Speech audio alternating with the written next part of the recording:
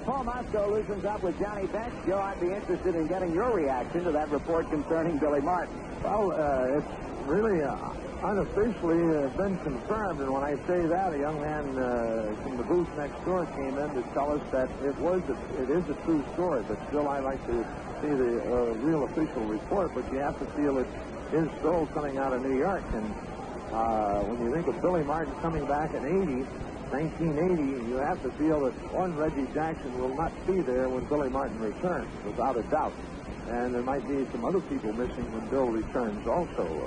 I know Thurman Munson, who, in my opinion, is a heck of a guy. And of course, we've been around him on certain occasions, and I have a lot of respect for Thurman, but he's often said he would like to get back near his home in Kent, Ohio, and that would be with the Cleveland Indians. So it should be quite interesting the rest of this year and next year to see what changes are made in the Yankees system to accommodate Billy Martin as their manager again. That's really a kind of a shocking announcement, I guess, when you think about it, after we were there and read all the reports about Bill.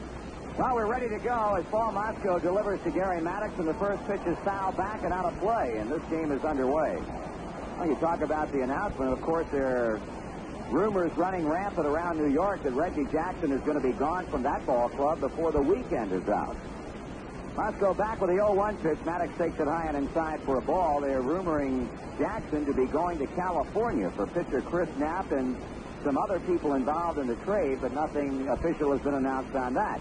Here's another foul back that climbs up into the red seat. The upper deck off to our right as Mosco gets out in front of Gary Maddox at 1 ball and 2 strikes. How do you look at umpires throwing the ball back to the pitcher? And gee, I hate to say this about Jerry Crawford, but he's got a terrible delivery. 1-2 pitch is swung out and missed.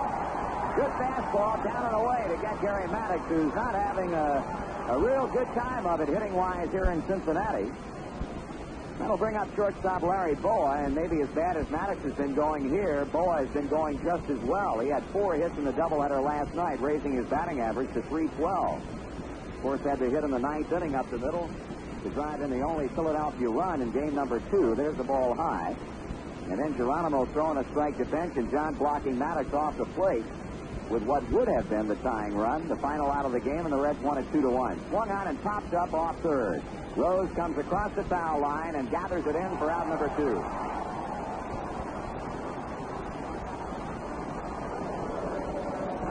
So Mosco working on an easy inning as he retires Maddox on a strikeout swinging, gets Boa on a pop-up to third base, and now it'll bring up third baseman Mike Schmidt. Or you might see John, whenever he has anything to say, just as he was talking to Pete, get right up in their face. He has laryngitis. I know it. Severely. John hardly can talk above a whisper today. Mike Schmidt with a big bat, one of many in the first game for the Phillies last night. 4 hits, including a home run, his 13th of the season.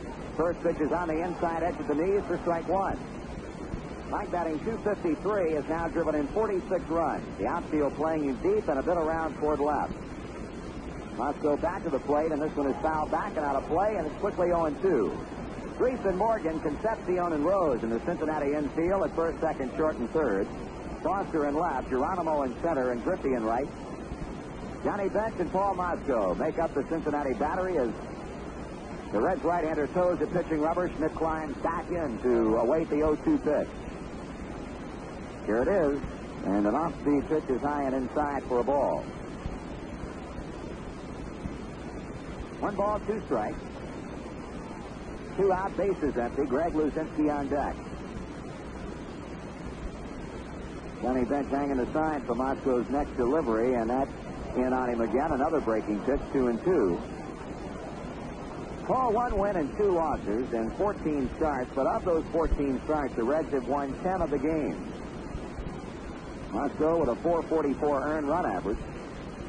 No decisions this season against Philadelphia. 2-2 to Schmidt. Swung on, grounded to third. Rose backhands it. And a long throw to first base in time. And that ends the inning. Phillies are up and down in order. And after a half inning of baseball, Philadelphia nothing, and the Reds are coming to bat. We'll pause now for station identification on the Cincinnati Reds Baseball Network. Cincinnati Reds baseball is yours on Zebra 100, WRMZ, Columbus, Ohio, the home of the Reds for Central Ohio.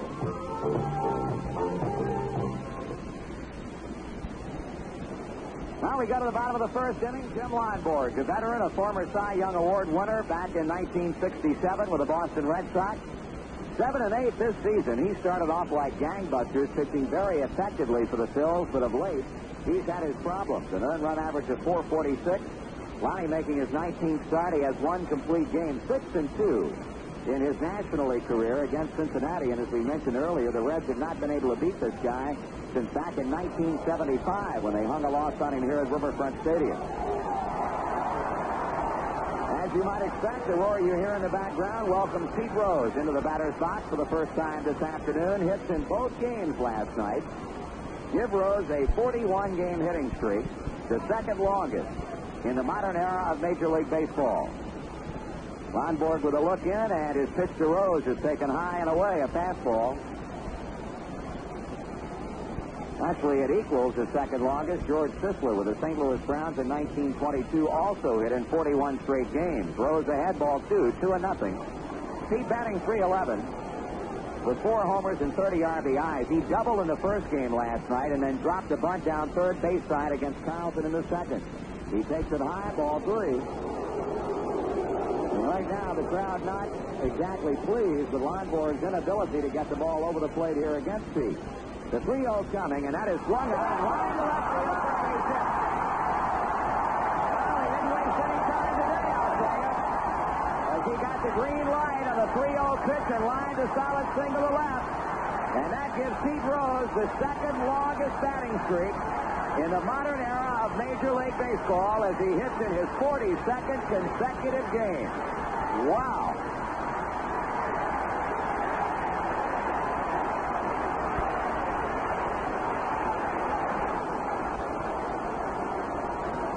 Rose jumping on a 3-0 pitch, a base hit to left field. That brings up Ken Griffey. Kenny batting .288 with 3 homers and 28 RBIs. Lonborg with a slow pause. He works and misses low for a ball. The Philadelphia defense has Hebner at first base, Sizemore at second, Schmidt at third, Boa at short, Luzinski the left fielder, Maddox in center, and Martin in right. Bob Boone catching. And the 1-0 to the plate. Griffey swings and misses as the count evens at 1 ball and 1 strike. That's the 14th time during the batting streak that Rose has hit in the first inning. 1-1 the count on Griffey. The kick and the pitch, and low ball 2, 2-1. Jerry Crawford, our plate umpire. Crew chief Doug Harvey at first. Out at second base is Andy Olson, and over at third is Jim Quick. Philadelphia went out in order in the top of the first. Rose is single to begin the Cincinnati half. The 2-1 to Griffey. And that's strike 2 call. Knee high on the outside corner, and the count is 2 balls and 2 strikes.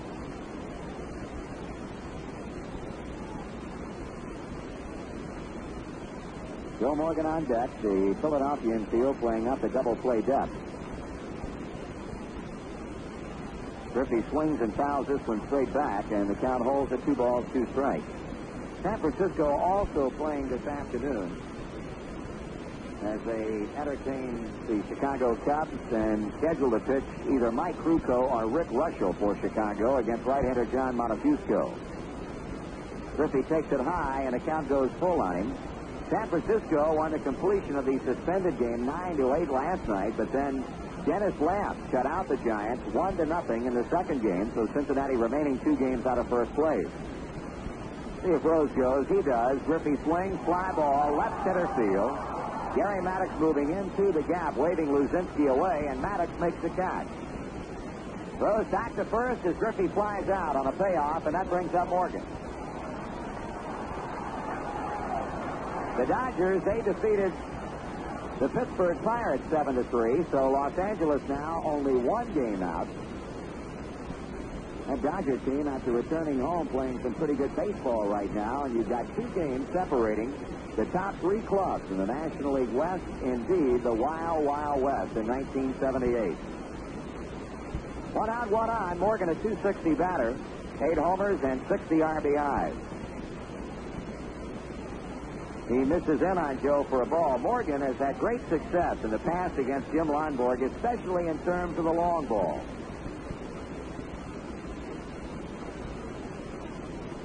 That's high. 2 balls and no strikes.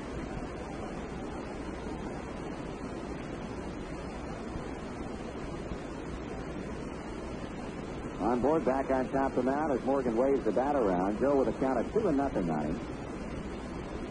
Morgan last year against Lonborg was up 5 times, that 3-base hit. 6. Check swing foul out of play. We mentioned this is the first start in 1978 for Lonborg against Cincinnati. Last outing, he dropped a 5-1 decision to Atlanta 5 days ago at the bet in Philadelphia, giving up 8 hits and 5 runs in only 4 1/3 innings. High and outside, 3-1. Lonborg has gone a 3-ball count to the first 3 batters. 3-0 on Rose before Pete got the hit to left. 3-2 on Griffey, fly ball center, and now 3-1 on Morgan. And pitching. Swung on and popped up. Going back at second base is Ted Sizemore, and he makes the catch for out number 2. So George Foster becomes a 2-out batter. Stop by the Red Ticket Agency nearest you and purchase your tickets in advance. In Portsmouth, Ohio at Martins. In Salina, Ohio at the Style Shop. In Lawrenceburg, Indiana at American State Bank. And at Wick Music Company in Ashland, Kentucky. Rose began the inning with a base hit. Griffey has flied out. Morgan has popped up, and here's Foster now. George takes a breaking pitch down and away. Foster batting .297. His 23 home runs, his second best in the National League after Greg Luzinski pounded 2 in the first game here last night.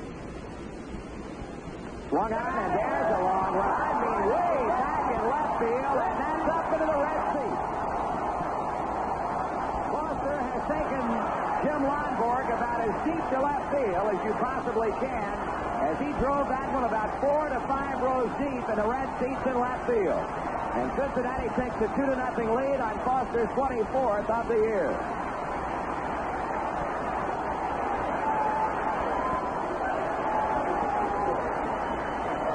George Foster with a red seat home run to left, and that's the upper deck. And it doesn't happen too often. So the Reds lead by 2, and here's Danny Dreesen. He takes the breaking pitch low. Foster's RBI count now goes to an even 80 on the year, and that, of course, leads the league. 1-0 pitch. That's high for a ball, and Dreesen out in front, 2 balls and no strikes. Lonborg working consistently behind the hitters here in the bottom of the first inning. Dreesen sends a fly ball very high in the air, headed toward Gary Maddox in right center, and he'll gather it in to end the inning. But the Reds get 2 runs on 2 hits. And after a half inning of play, Cincinnati 2 and Philadelphia nothing. For those of you who might be interested in such things, that is the 4th time that Foster has hit a Loge-level home run here at Riverfront. The Loge, of course, being the red seats in the upper deck. And the 9th time that it has been done since the stadium opened on the 30th of June, 1970. Tony Perez was the first to do it back on the 11th of July. Or the 11th of August back in 1970 against Mets pitcher Jim McAndrew. Foster has now done it 4 times. He did it twice last year, one against Willie Hernandez of the Cubs and once against Ed Halicki of the Giants. So we go to the second, leading 2-0 as Moscow misses way outside and by bench on his first pitch to Greg Luzinski. The Bull with 25 homers and 65 RBIs. He's batting .263, and that batting average has been steadily climbing. 2 balls and no strikes. Other red seat home runs that have been hit here. Bob Bailey hit one back in 1970. Tony Perez has done it twice. Dave Parker has hit the only Loge-level home run here to right field. He did that last year off Freddie Norman. Luzinski, a strike to him as he swings and misses. 2-1.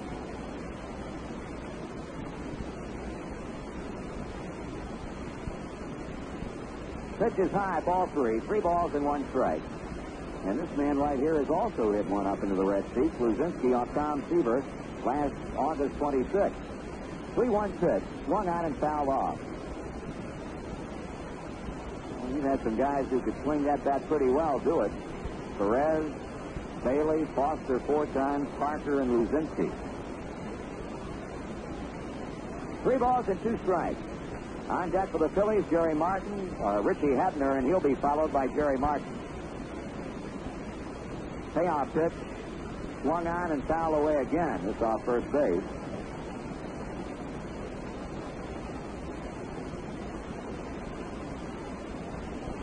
Luzinski has homered off of our pitching staff 5 times this season and has driven in 10 runs, so he's had quite a bit of success against the Reds in 1978. Holding count of 3-2.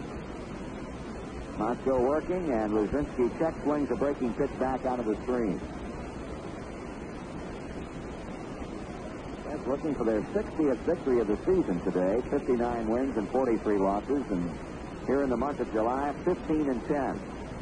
This one is shot to right. Griffey racing back. It's over his head. Short hops the wall. Luzinski takes the turn, and he's going to have to settle for a long single to right.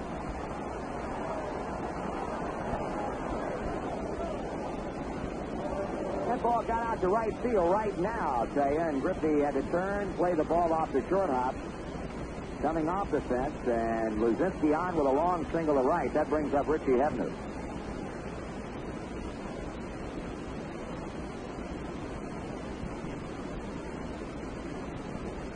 Hebner batting .256. He's homered 12 times and has 44 RBIs. And again, the Reds putting 3 infielders on the right side of the diamond. Jason Morgan and Concepcion. Rose playing almost equidistant between second and third, maybe shading towards second a little bit. Now Pete coming back to his right a couple of steps. As Hebner digs in with Luzinski at first base. We're in the top of the second. Reds lead 2-0. The pitch. Hebner takes it outside.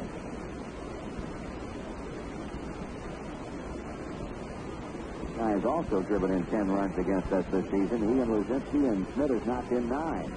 They've been the trio that has done the most damage. Call strike on a curve on the inside. 1-1.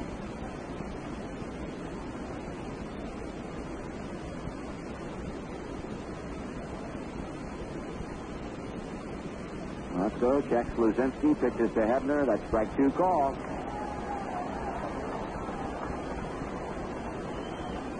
And one thing for Paul Moscow, he's had a whole bunch of no-decision games, but more often than not, he's been able to keep the Reds in them, despite the record of only 1 win and 2 losses. Here's a fly ball hit into left field. Foster breaking back on the ball, flips the glasses down, reaches up, and makes the catch about 2 steps shy of the warning track. So Richie Hebner trying to beat the shift by going the other way. Flies to left field. That brings up right fielder Jerry Martin. Martin clubbed a home run in the first game last night, his 6th of the year, batting .288 with 21 RBIs. The infield of the more conventional alignment for the right-handed batter.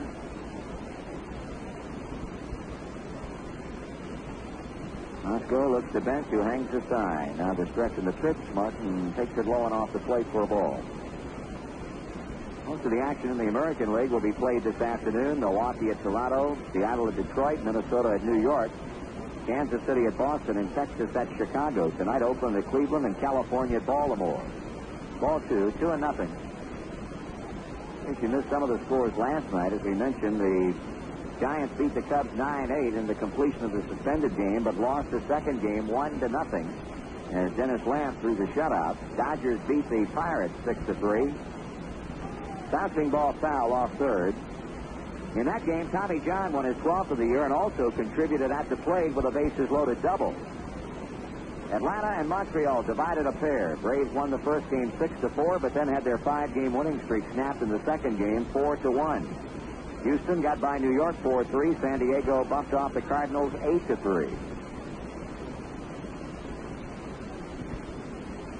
Moscow against Martin, 2-1. Luzinski at first base, 1 out. Swung on and foul to the screen, and it's 2-2. In the American League, Rich Gale won his 12th as Kansas City shut out Boston at Fenway 4-0. But Milwaukee not able to gain ground, dropping a 3-2 11-inning decision to the Toronto Blue Jays. Baltimore 5, California 4. Cleveland beat Oakland 4-2. Minnesota over the Yankees in 10, 7-5. And Detroit 4, Seattle 3, Texas 9, Chicago 5. 2-2 pitch. Curveball dips in for strike 3 call. Musco can't throw a better breaking ball than that one. Picks up his second strikeout, and now will be working on catcher Bob Boone.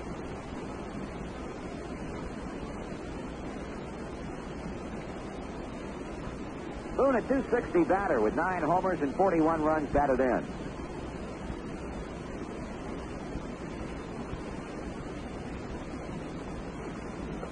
Takes a fastball for a strike.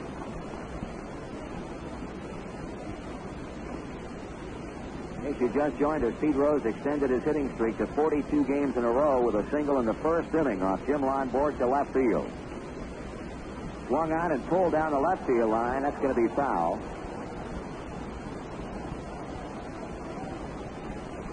Two strikes on Bob Boone. On deck, Ted Sizemore. Luzinski single over Griffey's head to start off the inning. Hebner has flied to left, and Martin has looked at a call third strike.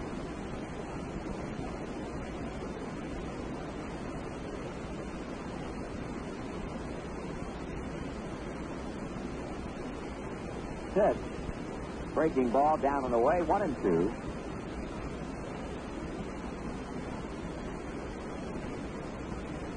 We'll have Tommy Hume going against Larry Christensen, and the series wrapped up beginning at 2:15 tomorrow. Plenty of seats still available for that game, and then we'll go right back on the road for 3 games beginning Monday night in Atlanta. Ground ball left side wide of third. Concepcion throwing back to second, and safe. The second base umpire Andy Olson. Well, Greg Luzinski able to beat the throw from Concepcion to Morgan, and they'll score that an infield base hit for Bob Boone. Marty, I don't know whether they call it for Luzinski beating the throw or Morgan coming off the bag. Joe trying to cheat a little bit there because it was going to be a close play, but the only way we can find that out is talk to Andy Olson. No rights from Joe Morgan. None at all. So Bob Boone being credited with an infield base hit, and that keeps the inning going for second baseman Ted Sizemore. Ted hitting .228, no homers and 8 RBIs. He had 2 hits in the first game last night, a double and a single, and came back with a 9th inning single in game number 2. Sizemore may be showing signs of coming around at the plate. He swings and he misses, and boy, he was sitting on that first fastball from Moscow. Reds out in front, 2-0 as Philadelphia bats with 2 on and 2 out in the second. Foster hit a home run into the red seats in left field with Pete Rose aboard in the first inning. Foul back, strike 2. Moscow, as opposed to Jim Lonborg's first inning work, pretty much consistently out in front of the Philadelphia batters. As is the case here with Sizemore with a count of no balls and 2 strikes.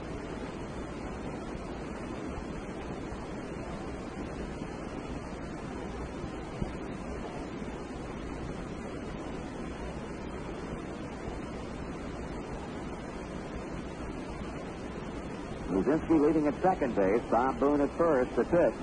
Swung on and bounced to third. Rose has it. He'll go to the bag for the 4th count on Luzinski, and that's all for Philadelphia. No runs, 2 hits, and 2 left. In the middle of inning number 2 at Riverfront, Reds lead the Phillies 2-0. Looking for a special gift for a big Cincinnati Reds fan? May we suggest one of the limited edition Reds art prints? It's a surefire way of helping a Reds fan keep alive the memory of a big moment in Reds history. And it will be a gift you'll treasure for years to come. All prints of the world champions have been sold, but prints are still available of 3 other paintings in the series of greatest moments in Reds history. Stop by and view these limited edition lithographs at the Reds official 580 gift shop, corner of 6th and Walnut in downtown Cincinnati. Or call the Right to Reds office if you'd like more information. Scores that have come across at the end of 6 innings at Toronto. The Blue Jays lead the Milwaukee Brewers 2-0. John Mayberry has hit a home run. At the end of 1 at Tiger Stadium, Detroit leads Seattle 4-1. Kansas City and Boston a scoreless first inning. And at the end of 1 at Chicago, the White Sox on a George Orta home run have a 2-0 lead over the Texas Rangers. That Giant Cub game will not be getting underway for probably another hour and 10 minutes. Scheduled to go at 4:05 Eastern Time.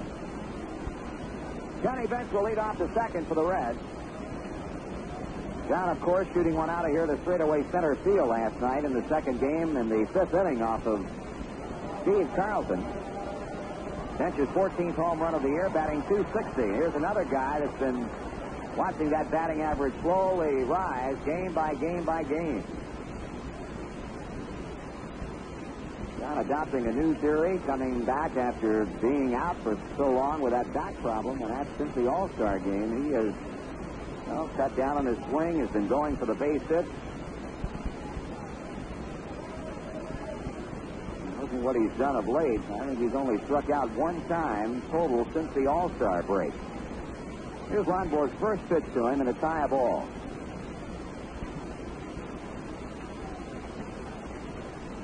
That's Concepcion and Geronimo in the second for Cincinnati, who lead in the game 2-0. Swing and a miss. John batting .419 in 14 games since the All-Star break, jumping his batting average from .224 to its present .260. Smash fair by the third baseman Mike Schmidt. Rolling into the Philadelphia bullpen. Here's Luzinski up throwing, and Johnny puts on the brakes and goes back to first base. Leadoff single to left field by Johnny Bench, who was not going to allow happen today what happened last night, when Luzinski shot him down by a mile at second base after singling in the second inning.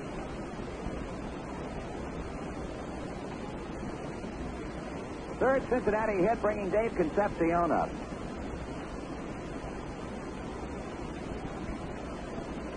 Davey with his fourth homer of the season last night, batting .299. Takes it low, ball one.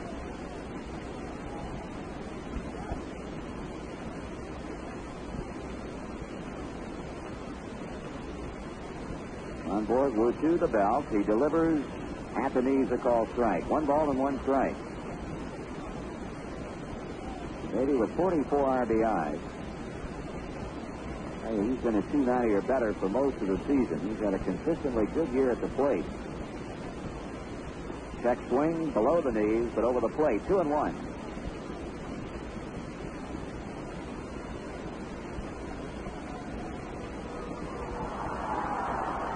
Bench taking a short lead against the holding Richie Hebner. Davey lines one into left center field. That's down for a base hit as the Bull plays it on the bounce. Let's get their first 2 men out in the second, and we'll pause for station identification on the Cincinnati Reds Baseball Network. Cincinnati Reds baseball is yours on Zebra 100, WRNZ, Columbus, Ohio, the home of the Reds for Central Ohio.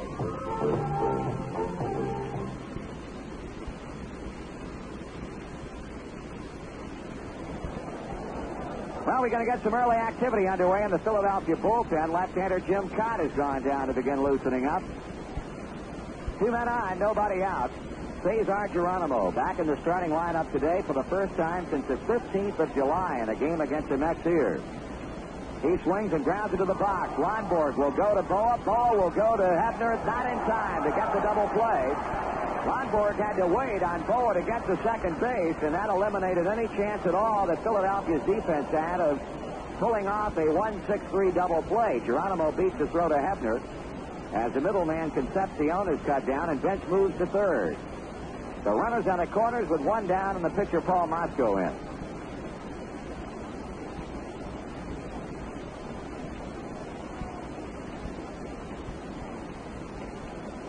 That's trying to add to what is already a 2-0 advantage. On board pitches, Mosco swings at the first pitch away, strike 1. Mosco batting .167 on the year. 4 hits and 24 times up, a double and an RBI. There goes Geronimo. Throw down to second, not in time. Well, the Reds running themselves out of any double play ground ball possibility as Geronimo steals second. Johnny Bench holding at third base on Geronimo's 6th steal of the season. That now is going to force the Philadelphia infield to come in the right side well in as Lonborg has involved himself in a 1-1 count against his opposite number, Paul Mosco. Time is called now as a pitch gets away from Tim McCarver, catching Jim Cott down in the Philadelphia bullpen.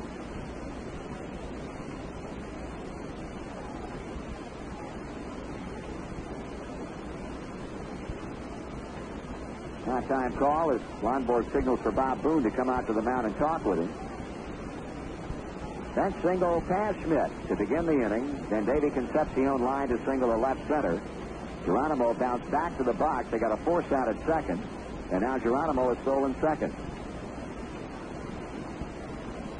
Boone back behind the plate. Lonborg sights the sign. And his 1-1 pitch. Swung on and hit back into left field. Masco hit that ball well, and it's a home run. Paul Masco drives one over the wall in left field with 2 on, and Cincinnati leading 5-0.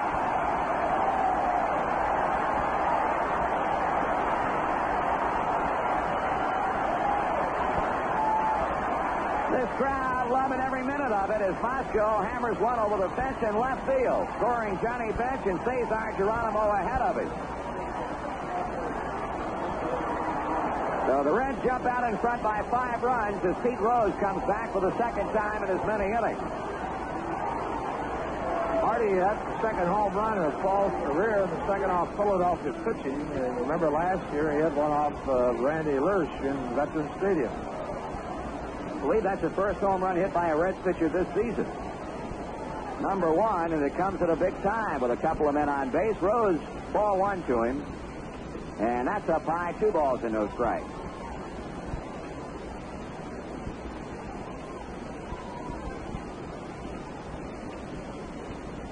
Lonborg dealing. Rose takes the strike, 2-1. So Paul Masco, who had some kind of hitting credentials while in college at Azusa Pacific in California as a first baseman and a pitcher, shows some long ball power here this afternoon. Pete fouls it back.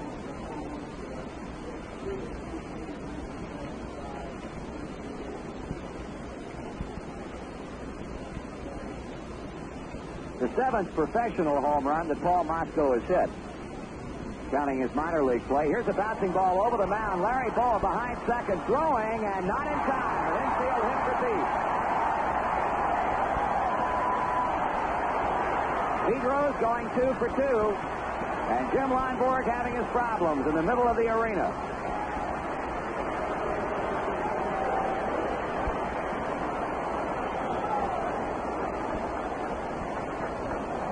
Well, the Reds now with 6 hits.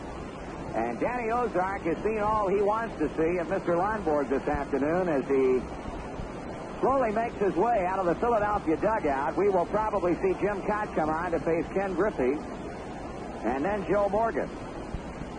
A rough afternoon and a very brief one for Jim Lonborg as he leaves on the short end of a 5-0 score. And the left-hander Cott will now come on and relieve. We've got a break in the action here in the second inning, and we'll be back with more in just a moment. Now for the Philadelphia Phillies, left-hander Jim Cott. He enters the game with a record of 5-3 and a .439 earned run average. Cott has started 14 times this season, has made 2 relief appearances, this being the second, and both have come against Cincinnati. He worked in relief against us back on the 3rd of May in a game the Reds won 12-3, giving up 8 hits and 5 runs in 3 1/3 innings. Then started a couple of times. On the 13th of May, the Reds won 4-3, no decision for Cott. And then in Philadelphia on the 20th of this month in a game that the Phillies won 8-6. But Cott was again hit hard, 6 hits, 5 runs in 4 2/3 innings. Well, the Reds have really not had any problem at all hitting Cott this season. He delivers to Griffey outside ball 1. So Jim Lonborg goes an inning and a third, allows 6 hits and 5 runs, all of them earned. No strikeouts, no walks, and Rose also his responsibility over at first base. Here's ball 2, 2-0.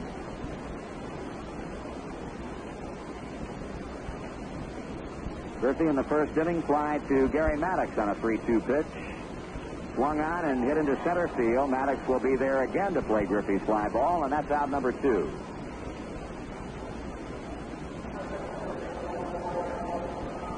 Joe Morgan 0 for 1. He popped up to Ted Sizemore in the opening inning. Don't forget the Giants and Dodgers will be at Riverfront for 5 big ones in September. San Francisco visits Saturday, September 9th and Sunday, September 10th. And L.A. will be in town September the 26th, 27th, and 28th. Morgan grounds it foul off first. 2 in the first inning, a home run by Foster into the upper deck and left, and 3 here in the second on a home run to left field by Paul Mosco. A curveball is in for strike 2 call.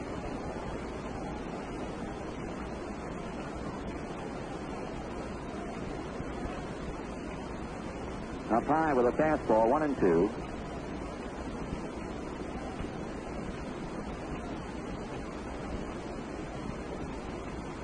Pitch. Ground ball, shortstop. Oh, a quick step off to his right to Sizemore, coming across the bag for the force out on Rose. In the second for Cincinnati, 3 runs, 4 hits with a man left on. And after 2 full, the Reds lead the Phillies 5-0.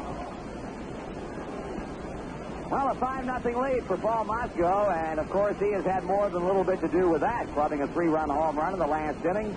He'll be facing Jim Cott as the Phillies come to bat here in the third, and with the play-by-play, here's Joe Nuxall.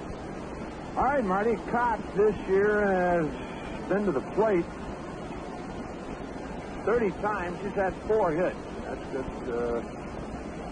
we have Boone up on the board, but just 4 times and 30 times. 4 base hits and 30 times up for Jim Cott. Cott, Maddox, and Boy here in the third inning for Philadelphia. That's leading at 5-0. The Phils have had 2 hits off Paul Mosco. He struck out a couple. Brzezinski is single to right in the second inning. A ball over the head of Ken Griffey, a line shot, and Bob Boone's infield single also in the second inning. Paul Mosco enjoying a 5-run lead. Phil's bat here in the third inning. Hey, look at the American League schedule, and Kansas City, Boston playing again. It seems like they've been playing each other for a month. Swing and a miss by Cott on Mosco's first pitch. Boston having a rough time of it. Blade swinging a chopper along the first baseline. Mosco off the mound. He has it, throws to Dreesen. 1 away.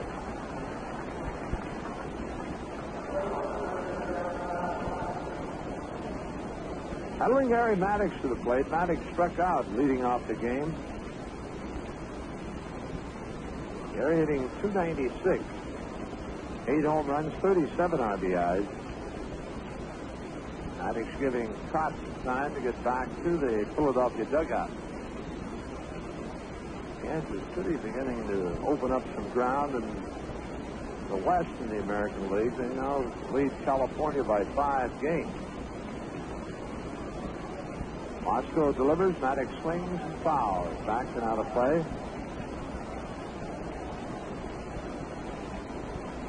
Boston has a 4.5 game lead over the Milwaukee Brewers. Baltimore is 6.5 back, and New York 8 in the East. Jim better get things back in order over there. Swing fly ball, center field, drifting back. Geronimo, and he has it 2 away. Of course, the big race right now in baseball is certainly here in the West of the National League with the Giants, Dodgers, and Reds.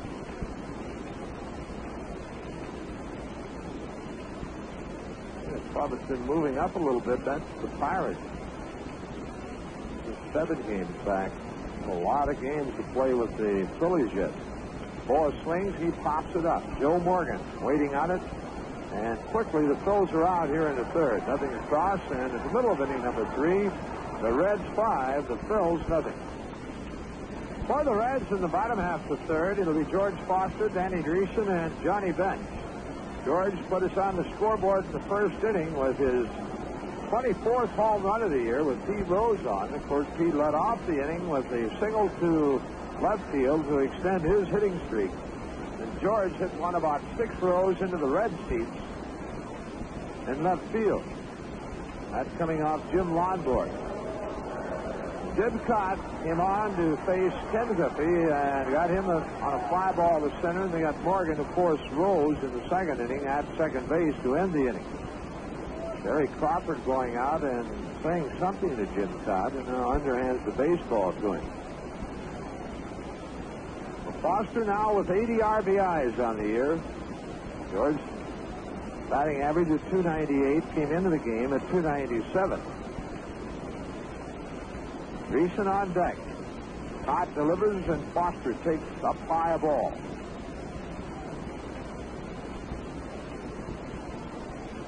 George backs away from the plate and trying to slow Cott down just a bit, and Jim's standing there with a ball and glove in front of him, ready to go. And the 1-0. That's in for a called strike, breaking ball. 1-1. Reds and the Phils splitting last night. Phils winning the first with 12-2, and then a real pitcher's battle in the second. The Reds winning 2-1. Swing and a looper down the right field line. That could be trouble. It's going to be a fair ball as it bounces into the stands. That'll be a ground rule double. Young man down there trying to save his throws, get a baseball, and he still has his toes, but the baseball is on the field. Son of a gun.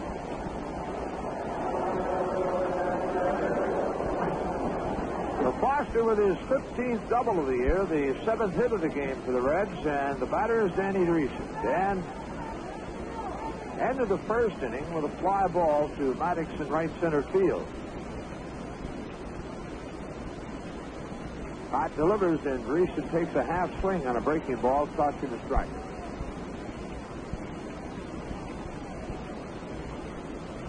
The stretch. The 0-1. Swung on and missed, another breaking ball, and quickly the count goes 0-2. Foster leads at second. George leading off the inning with a double. Sidearm fastball just outside. A ball, 2 strikes to Dreesen.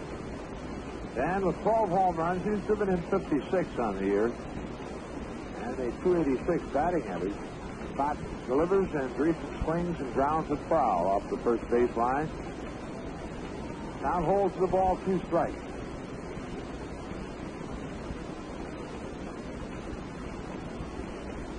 Foster leads down at second. Boone hangs the sign.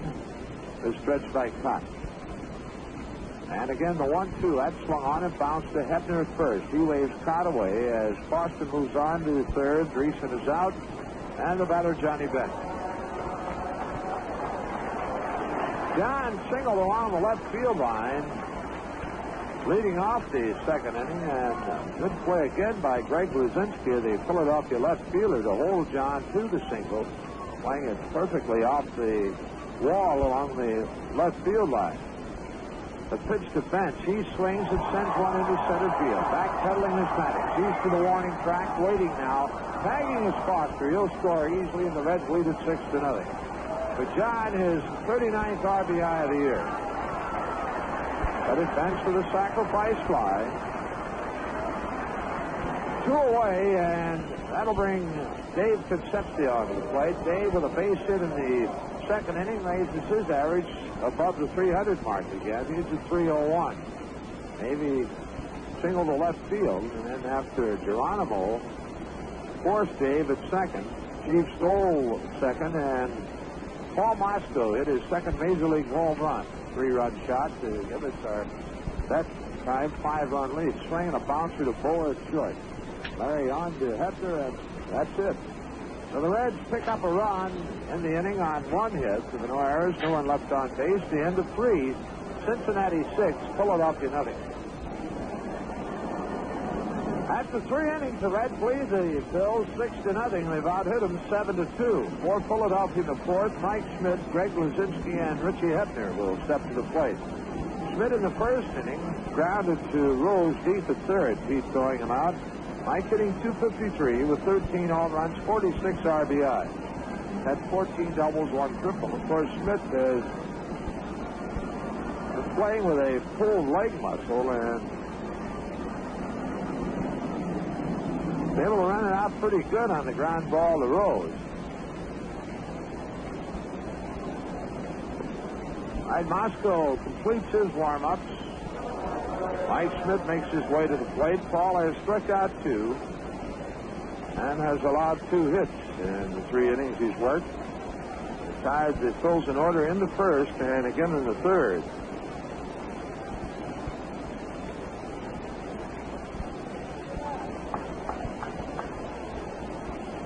Mosco checking in with Bench, and the first pitch to Mike Schmidt swung on, a very high fly ball into center field.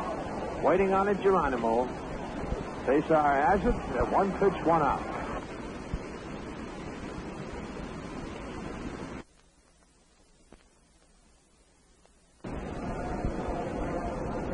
That brings Greg Luzinski to the plate. Greg had the first hit of the game for Philadelphia on a 3-2 pitch. He lined it over the head of Griffey in right field. And making a good play off the fence. Rolling rolls a single. The pitch. Curveball on the outside corner to the east, ball strike. There's one thing you can say about Ball, the way he has pitched the plate, it has been his breaking pitch. There's one just a bit high. 1-1. Able to get the curveball over with efficiency, and he pitched quite well. The 1-1 delivery. That's the change swung on, ground and foul off the third base line. And the count goes the ball 2 strikes to Luzinski.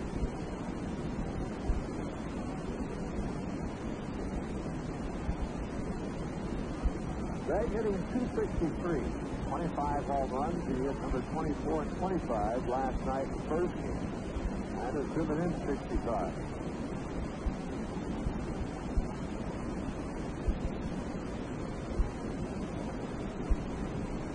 One-two pitch, up high. 2-2 to count.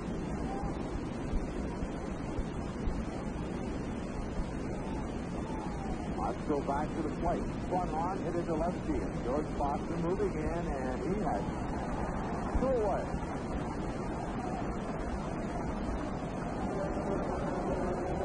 Two down, Richie Hebner, the batter. And of course, the Reds put the big switch on Richie as they're doing now, as Morgan pulls way around to the right. Concepcion moves to the right side of the second base bag, and King Rose to the straightaway shortstop for the second inning, and Hebner hit a fly ball to Foster just to the edge of the warning track in left field. Curveball was high and outside.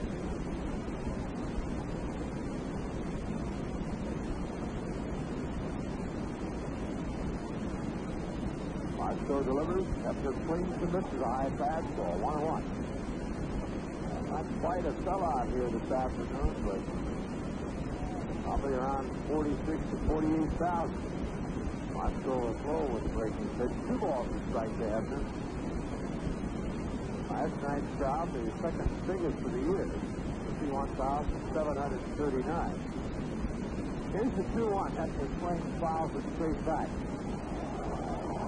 Count even to 2 balls, 2 strikes to Hebner.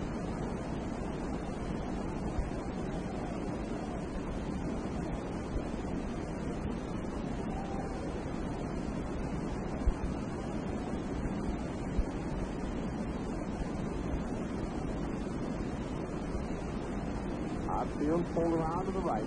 Down to 2-2. Moscow delivers. That swung on a ground ball, and Reeson at first has it. He'll take it himself, and Wallace now retired 7 straight batters. Nothing across for Philadelphia in the middle of the 4th. Reds 3. Phillies nothing. Reds leading 6-0 as they bat the bottom half of the 4th inning. It'll be Geronimo, Moscow, and Rose. Keith in the second inning, forced Concepcion a second goal, second base, and then scored on Moscow's home run.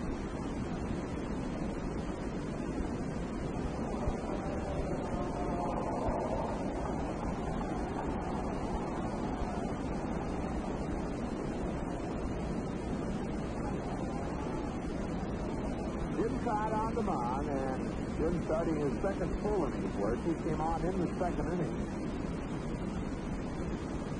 That's the final 2 outs. Warnbush started in an inning and a third. A rough outing for him. Geronimo swings and fouls the fastball. Warnbush in the inning and third he worked, allowed 6 hits and 5 runs, all of them earned. Hot back to the plate. That's just low on the breaking ball. 1-1. I've got a walk in the game to this point. The pitch. Geronimo checks on a fastball, costing the strike. 1-2. Hot has the sign from Boone and the 1-2. That swung on and bounced to Hebner wide at first. He has it. He'll take him himself. Dynamo out number 1, and Paul Motzko the batter. Paul with one of the big hits in the game. A 3-run homer in the second inning of Lawn Boys.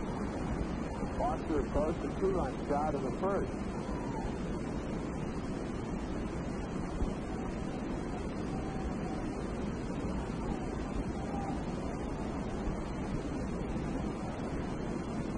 Hot delivers, down low ball. Motzko hitting an even 200 now. Paul has, on the year, driven in 4 runs with a 3-run homer today. Playing a foul by Paul. It's not even 1 ball, 1 strike.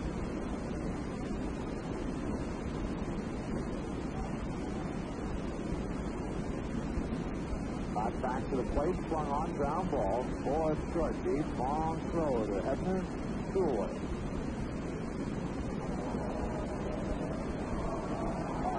Pete rose to the plate, and Pete hitting .315. He's 2 for 2. Came into the game at .311. 8 singles to left in the first inning, and then had an infield single in the second. Ball stopped over the mound.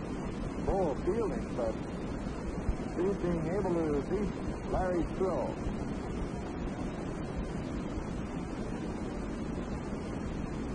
First pitch to him, high and outside a ball. Raleigh Eastwick heads to the Philadelphia bullpen to start throwing. There's the strike on the outside corner. They can't even 1-1 to keep.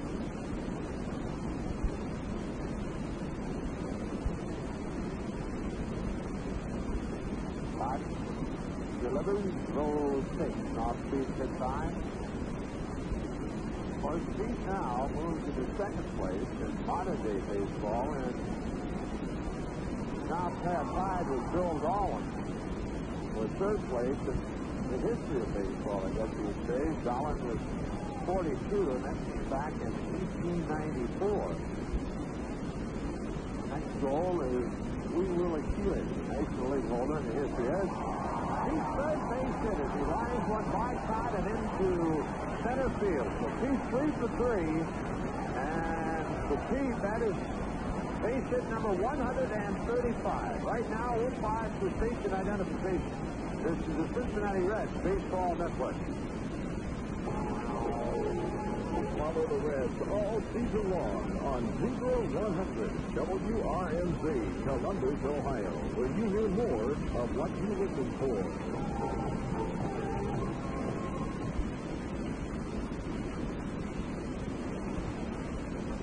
That first pitch to Ken Griffey, low outside, ball 1. With that base hit, Pete Rose now hitting .316, and at this moment, he's just 1 point behind Jack Clark and Jeff Burrows for the league lead. Clark is hitting .317.3, and Burrows .317.2, and Pete is right there now. 2-0 delivery, that's on the inside corner, called strike 2-1, and Pete now with 135 hits. Playing fly ball left center field. Drifting back is Maddox. Has room and hauls it in, and that's the inning. Reds in the inning. No runs. They get a hit. No errors. A runner left on base. And at the end of 4 here at Riverfront. Reds 6. Phillies nothing. Close to 4 innings. So Philadelphia. No runs, 2 hits, no errors. The Reds 6 runs, 8 hits, no errors. For Philadelphia, Jerry Martin will lead it off, and the fifth, and back to the action, Marty Brenneman. Thank you, Joe. Paul Motzko has sent down 7 batters in a row since the infield hit from Bob Boone back in the second inning. And now working with a 6-0 lead, the Reds scoring 2 in the first and a Foster home run, 3 in the second. But Motzko himself counted 1 out of here with 2 men on base and got another run home in the third on a double by Foster, a ground out, and the sacrifice fly from Johnny Bench. Raleigh Eastwick continuing to throw in the Philadelphia bullpen. Todd would be the 4th man up in the inning, so Danny Ozark getting somebody ready in the event that Philadelphia should put anybody on base. Martin 0 for 1, looking to call third strike in the second. 1 of 2 strikeouts that Paul has chalked up. And through 4 innings, his control has been excellent. He has not walked anybody. Heading now with a pitch to Martin, and it's swung on and fouled straight back.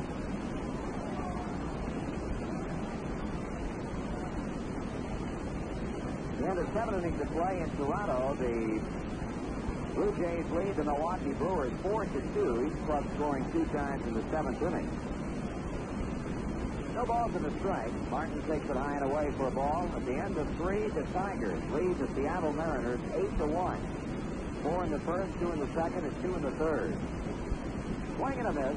Good breaking ball. As Joe pointed out, that has been the outstanding pitch for Paul through 4+ innings. The ability to get that curve over for strike. Out in front of Jerry Martin, 1 ball, 2 strikes. And the pitch. Missing outside, 2-2. Bob Boone on deck. He'll be followed by Ted Sizemore and then Jim Cott.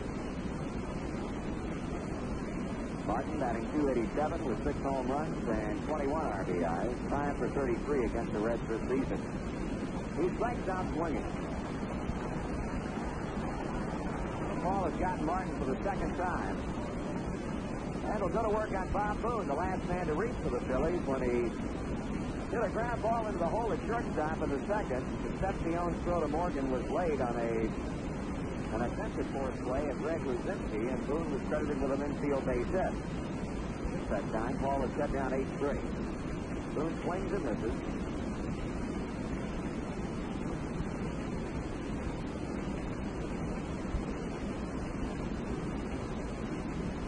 That's over for strike 2 call. No balls and 2 strikes.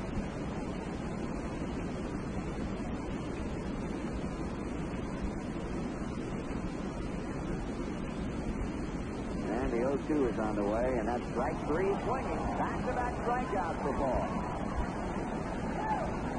2 quickly out, and Ted Sizemore will step in.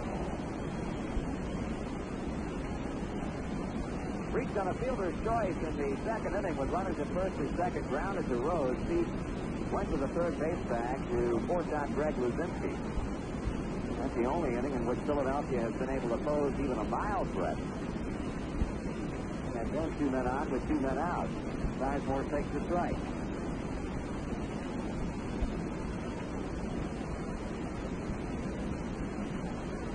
One out and grounded just foul at third base. Boy, you give any pitcher a big lead early, and it can make all the difference in the world, but especially a youngster like a Moscow or a Tommy Hume, a Mike Lacoste. We saw what it did for Lacoste up in Montreal in his first major league start. That came out smoking today, scoring 6 times in the first 3 innings to drive starter Lonborg out, and Moscow is rolling along. He's 2 strikes out in front of Sizemore, and the fastball comes high. 1-2. Orlando Gonzalez is on deck to swing the bat for Cox at Sizemore reach. Swing and a miss. Struck him out. And Moscow strikes out the side in the 5th inning. 3 up and 3 down. And at the end of 4.5 innings of play, the Reds lead the Phillies 6-0. Well, 2 big special dates. Highlight next weekend series between the San Diego Padres and the Reds at Riverfront. Friday is team night, and guys and gals through age 19 may purchase regular $4 reserve seats for only $2. There's a 7 o'clock ball game on Saturday, and then on Sunday, the fun-filled game between Reds players and their sons and daughters will get underway about 1:45. It's going to be a big weekend series with lots of extra special fun. Be on hand when the Reds meet the Padres next weekend. Jim Cott coming out for what will probably be his final inning of work. He'll be facing Morgan, Foster, and Greason as we move to the home half of the 5th. Joe is 0 for 2. He's popped to second. He's hit into a force play. Not all ready to go. Morgan settles in and indicates he's ready, and here comes the pitch. Breaking ball inside. Well, we've gotten a definite confirmation on that story we passed along earlier to you this afternoon concerning the Yankees and Billy Martin. 2 balls and no strikes. Martin has been rehired, as shocking as it might sound, as manager of the New York Yankees beginning in the 1980 season. There's ball 3. Bob Lemon will remain manager of the Yankees throughout the rest of this season and through 1979. Swung on and a high foul pulled off the right field line on a play, at which time Lemon will then assume the general managerialship of the Yankees. Bob Lemon will become general manager beginning in 1980, and Billy Martin will be back at the helm as the Yankee manager. Up high, that's ball 4, and Morgan begins the 5th inning with a walk. The announcement came at the Old Timers game at Yankee Stadium this afternoon. Well, we think back to earlier this week when we were in New York to play the Mets, and the announcement came concerning Martin's, in the eyes of most writers in that city, forced resignation after the comments that he had concerning Reggie Jackson and team owner George Steinbrenner. And now, just a matter of a few days later, they bring him back, but not right now and not next year, but in a year and a half. Amazing. George Foster takes a curve low from Cotton. We also pointed up the fact that rumors continue to circulate around the Yankee camp that Reggie Jackson will not be a member of that ball club by the end of the weekend. Stories having going to the California Angels for Chris Knapp, a pitcher, and others. Here's a called strike, a fastball, 1-1. Molly Easley goes down to once again start throwing in the Philadelphia bullpen. Caught his walk Morgan, and he's 1-1 pitch to Foster. Swung on and missed. George hit a home run into the upper deck. The fourth time he has done that, and the ninth time it's been done in this ballpark. Back in the first inning with a man aboard, and then doubled along the right field line and scored in the third. He swings and he misses. Scott struck him out with a fastball up. Red Baseball comes your way all season long on WBLY in Springfield, Ohio, WKUZ in Wabash, Indiana, WDOC in Prestonsburg, Kentucky, WGNC in Huntington, West Virginia, and WSIX in Nashville, Tennessee. With one out and one on, here's Danny Dreesen swinging a miss. Dreesen is flying to center. He's grounded out to first. Reds leading the Phillies 6-0 in the fifth inning. Bouncing ball foul. That will make it into the Cincinnati dugout. Dave Concepcion came running out trying to short hop it with his right hand. The ball skipped on by him. No balls and 2 strikes. Dreesen batting .285. Pitch. Swing and a miss. Dropped by Boone. He applies a tag on Dreesen. So Jim Cott has come up with back-to-back punch-outs of Foster and Dreesen, and will be going to work on Johnny Bench.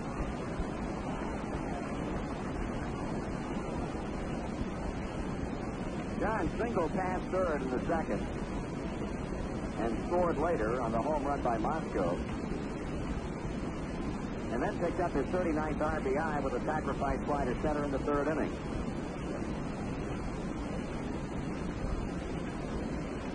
Bench swinging the bat really well, boy. Here's a pitch. Off the end of the bat, a foul ball. Strike one.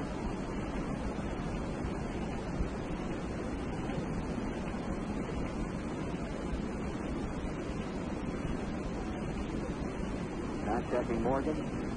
And missing high with an off-speed pitch to Johnny. 1-1.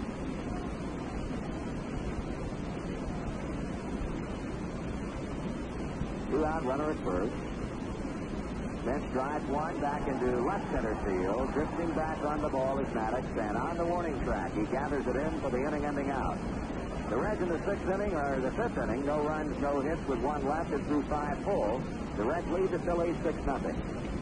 Now we move on to the top of the sixth inning here at Riverfront Stadium. Joe Nuxall and yours truly, Marty Brenneman, with a Red story. It's 6-0 our side, and Danny Ozark going to his bench. He'll be sending up a youngster, Orlando Gonzalez, to pinch hit for Jim Cott. Moscow pitching about as well today as he has in any individual start all season long. 5 innings, 2 hits. No runs he's allowed to fill. Has struck out 5 and has not walked a batter.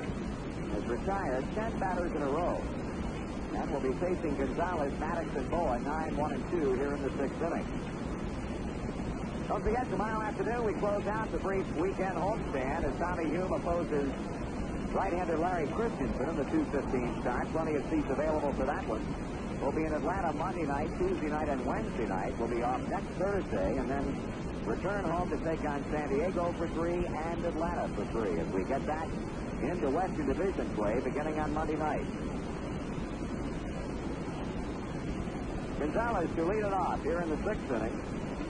Been up to the plate but 9 times since his call-up from the Phillies AAA Farm Club in Oklahoma City. Has got a base hit. Former NCAA College Player of the Year, Gonzalez. Back in 1974 at the University of Miami in Florida. He swings and hits it in the air to left field. Foster tracking it as he puts the glasses down and puts it away. Well, now we go back to the leadoff batter, Gary Maddox. He is struck out and fly to center. And the pitching line on Jim Scott. Not a bad job at all. 4 2/3 innings, 2 hits he gave up, a run, struck out a pair, walked one.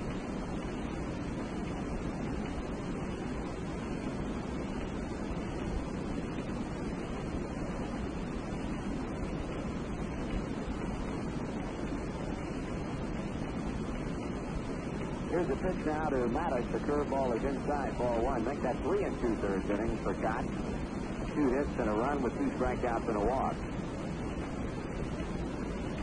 Maddox takes it high, ball 2, 2-0.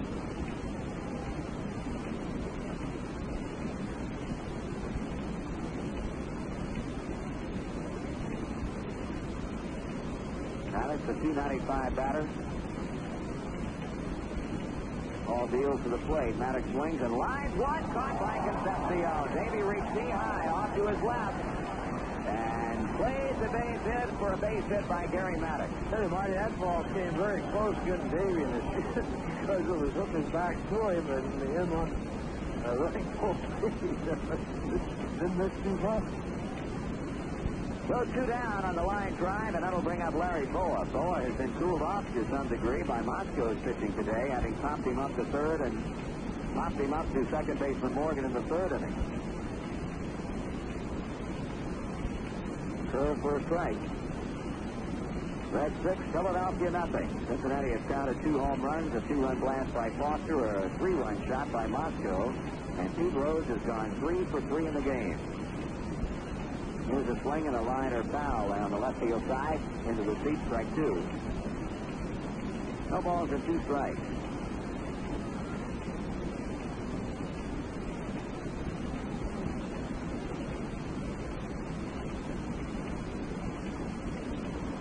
Now the look to next for the sign, and the 2-strike delivery. Swung on and hit in the air to center field. Geronimo racing in, he's under, and the Phillies are out in order. 1, 2, 3 for the 4th consecutive inning. Moscow has set down 13 straight, and at the end of 5 1/2, the Reds 6 and the Phillies nothing.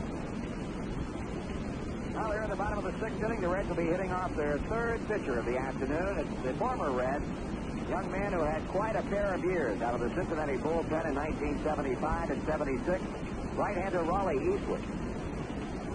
Eastwick, of course, starting out the year with the New York Yankees before coming over to the Phillies. He's appeared in 12 games while with the Phils, has a 2-1 record and a 4.05 earned run average. He was 2-1 with the Yankees in 5 appearances and had a 3.28 earned run average.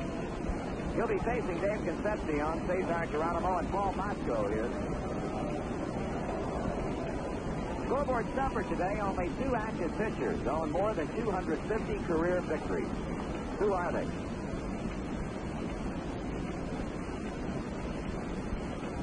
Here's a pitch to Concepcion, low and off the plate for ball 1. Davey 1 for 2. He singled in the 2nd and then grounded out to Boa in the 3rd. Ball 2, 2 balls and no strikes. Took a tip to both of the National League. That's right. He's hiding out right. The what? He's hiding out right. Yeah. Well, I think you're right. Both of them also have spent quite a bit of time in the American League previous to their National League careers. Here's the ball, and Sal backing out of play, 2-1. Well, one, of course, won more games in the National League than he did in the American League, and the others won more games in the American League than he did in the National League. That's right. Exactly. And one has been accused oftentimes of putting a foreign substance on the baseball. 2-1 pitch to Concepcion. Ball 3 low. He never put a foreign substance on the ball, did he? Ooh, never sweat that much. 3-1. Swung on and grounded hard to second. Sizemore has it, and he throws Concepcion out. When you purchase tickets for future dates at the stadium, the Reds Private Gift Shop, or by mail, you can charge your ticket order to your Master Charge account. Make plans now to see the Reds in action and purchase your tickets in advance. One away in the 6th inning. The Reds own a 6-0 lead over the Phils, and Geronimo steps to the plate. He's 0 for 2. Cesar looks at a strike.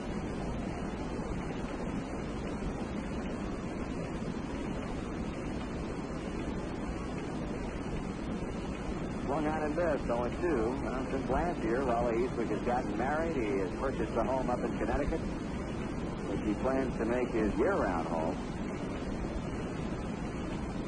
No balls and 2 strikes. Taken inside for a ball. Was signed as a free agent by the Yankees and got next to no work at all with that ball club.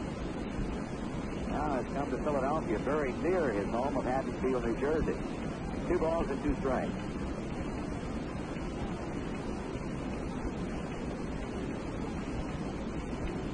Eastwick with 1 down, working to Geronimo, swung on, ground ball in the hole at short. Bowler gets in front of it to play, and he gets his man at first base. 2 away.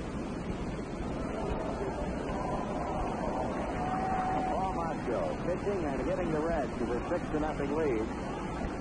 In addition to shutting out the Phillies in 6 innings on 2 hits, he hammered his second major league home run in the 2nd inning with Johnny Bench and Cesar Geronimo aboard. And of course, as we pointed out at the time, his first one came against Philadelphia and Randy Lerch at Veterans Stadium last year. Ball 1.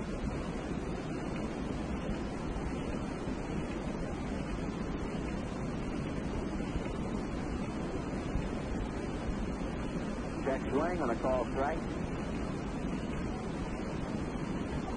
Count even the ball at 1-1. Ground ball, that's toward second base. Sizemore waits on it, has it, throws to first, and that's all for Cincinnati. Reds are out in order for the first time this afternoon. We've completed 6. And Cincinnati leads Philadelphia 6-0. Well, we move to the final 3 innings of action. To lead it off for the Phillies in the 7th will be Mike Schmidt, and back with the play-by-play, here's Joe. Thank you, Marty. Schmidt, Lazinski, and Hebner here in the 7th inning for Philadelphia. While Moscow has given the Phils just 2 hits, both coming in the 2nd inning. He has struck out a total of 5. He got the side in the 5th inning, striking out Martin, Boone, and Sizemore.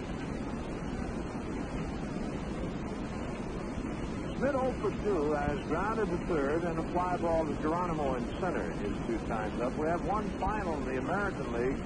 Toronto beating Milwaukee 5-3. Romantic, the winner of that one. He's now 4-12. The loser, Sorensen, owns a record of 12 wins, 8 losses. Boston has taken a 1-run lead over Kansas City after 4.5 innings. And the White Sox leading the Texas Rangers after 4-6-0. Nothing going on in the National League at all.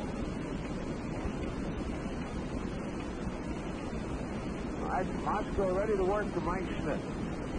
Mike, a .253 batting average with 13 home runs, 46 RBIs.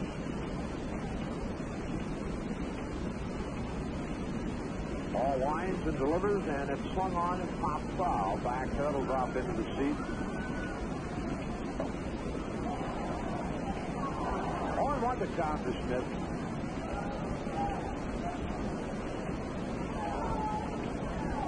Outfield playing Mike straight away. Pete Rose very deep at third. The 0-1. Schmidt swings on a curve and lines at the left field, a base hit. Foster back to the infield, and that is the first hit since the 2nd inning. The Phils off Paul Moscow, and that'll bring Greg Lazinski to the plate. Lazinski 1 for 2. He had the first hit of the game off Moscow back in the 2nd inning. Led off the inning with the base hit. And hit a fly ball to Foster in left field in the 4th. The pitch going outside. Fastball, ball 1.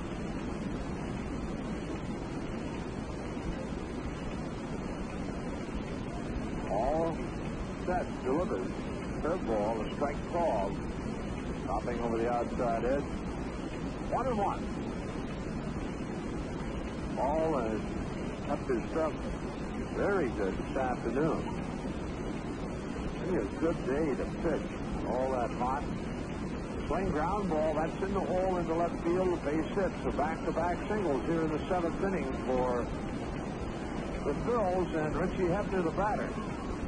4 hits now for Philadelphia, and right now we'll pause for station identification. This is the Cincinnati Reds Baseball Network. Complete Cincinnati Reds baseball coverage is yours on Zebra 100 WRNZ, Columbus, Ohio.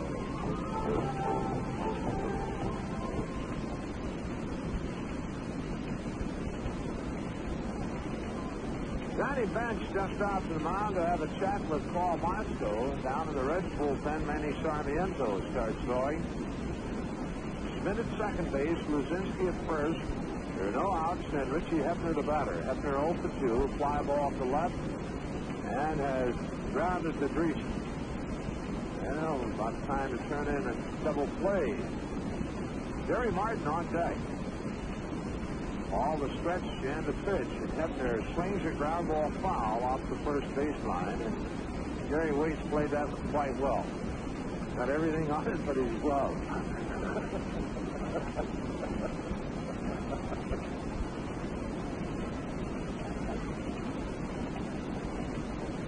All in one.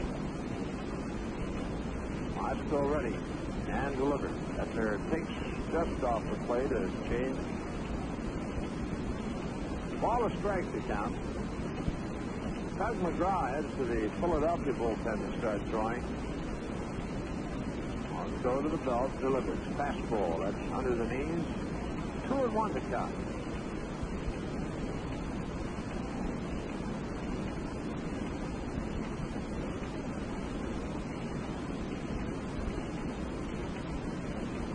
Schmidt leads at second. Luzinski at first. Luzinski will not shift it around to the right near as much this time for Hebner. The pitch swung on, that's popped up. Concepcion is shallow left, but George Foster waiting on it, and he has it for out number one.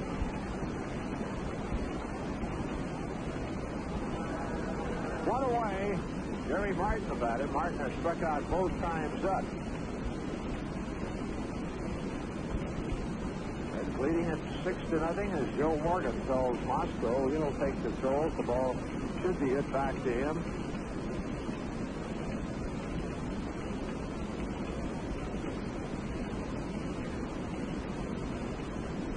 Well, throwing in the Phillies bullpen, pitch to Martin, the curve for a called strike.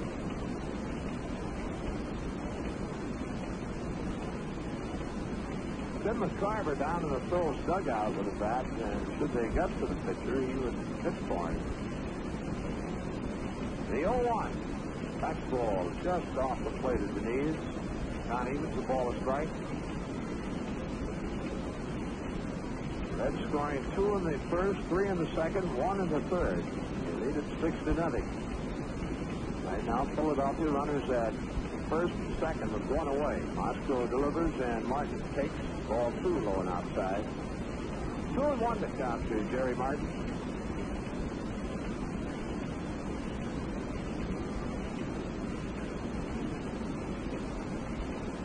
Martin steps away from the plate. Now steps back in, and Mosco looks to bench to the side. And the pitch. Swung on, a chopper off to the left of the mound. Mosco has it, and he's through, and he got him. A good play by Paul Mosco. Martin just being nipped. Doug Harvey right on the play, and a good play by Paul. That ball about 10 feet off the third baseline. Paul turning and quickly throwing to Danny Dreesen. Dan getting a good stretch. So 2 away, the runners move up, and Bob Boone the batter.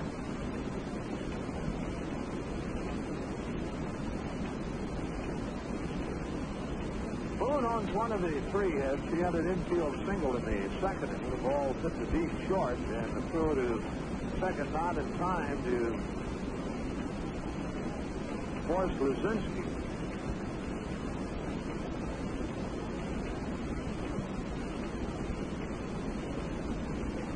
Mosco will work for the windup. He delivers, and boom, swings and fouls the fastball.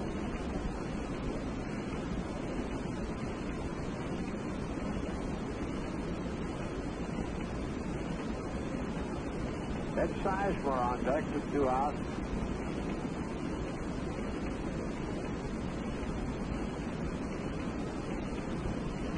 Outfield about straight away. And the pitch. Curveball swung on. Fly ball left center field. Geronimo plenty of room there and waiting on it, and he has it, and that's the inning. So some good pitching by Paul after the first 2 reach here in the 7th. He retires the next 3 in a row. Philadelphia, no runs, a couple of hits. There were no errors, 2 runners left on base. Middle of the seventh, Cincinnati 6, Philadelphia nothing. In the seventh inning, the Reds will send up the top of the order. Rose, Griffey, and Morgan. Keep 3 for 3 this afternoon. Single to left in the first inning. An infield single in the second, and a line drive single to center in the fourth. He's now at 316. Rose with a league-leading 135 hits.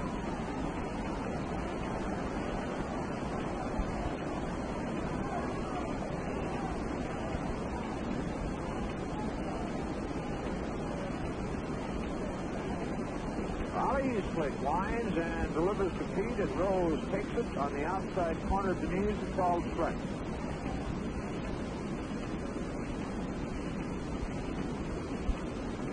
The 0-1 from Eastwick. He swings on it, doesn't get it, making a foul tip into the middle of Bob Road. Quickly the count goes 0-2.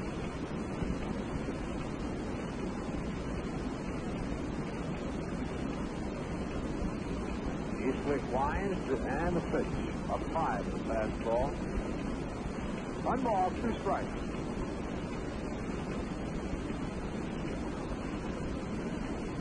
It's swung on, ground ball, and Sizemore has it at second.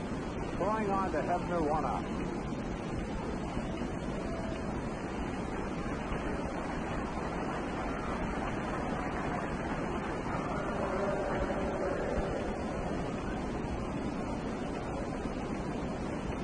Griffey steps in, 10 0 for 3. Has hit a fly ball to left center, a fly ball to center, and another fly ball to left center. It's 3 times up. Eastwick delivers, Griffey takes. Strike call on the outside edge.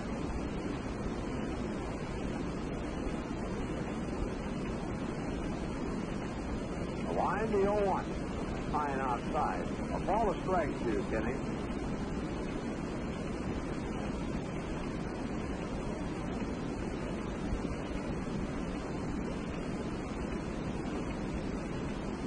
He has his sign. Here's the 1-1. Swung on, and a line drive off the glove of Eastwick. Griffey will beat that out, but oh boy, that shot right at Eastwick's head, and Raleigh was lucky enough to get a glove on it. Wow, that ball right at Raleigh's head. He turned off to his left and got that glove back up, and in front of his face, and thus saving possible serious injury. So Ken Griffey with his first hit of the game. First off Eastwick, and the 9th to the Reds.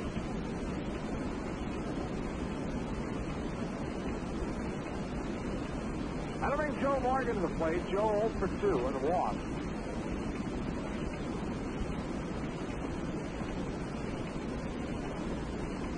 Eastwick works. High and outside, ball 1.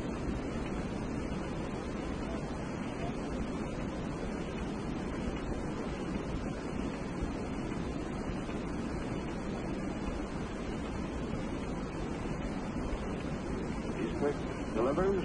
That's on the outside corner, called strike. Not even 1-1 to Morgan. Ray Knight loosening up down to the Reds bullpen. Eastwick to the belt, his pitch. That's strike 2 on the outside edge. Morgan checking his swing.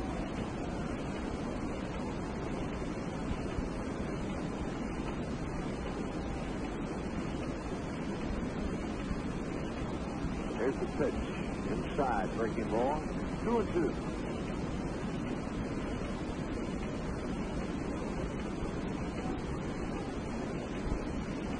Eastwick has his sign. And the 2-2 to 1. Joe swings, ground ball. Sizemore, roll Hebner, and that's the inning. That's the 80th double play the Reds have hit into this year. For the Reds, no runs hit, no errors, no one left on base, and at the end of 7, Reds 6, Phillies nothing. 7 innings total show Philadelphia. No runs, 4 hits, no errors. The Reds, 6 runs, 9 hits, no errors. For the Phils, Seth Sizemore will lead it off in the 8th inning, and back for the action, here's Marty. Okay, Joe, Sizemore on the afternoon has been up twice without a hit, has reached on a fielder's choice, has struck out swinging, and as ball loosens up to the new Cincinnati catcher, Vic Terrell, we've also got Ray Knight now playing third base. Judd Bear has gone down, and he will start to get loose with Gary Waits as the bullpen catcher, while Warren Brewster starts to loosen up in the Philadelphia pen. Again, Terrell catching, Ray Knight at third.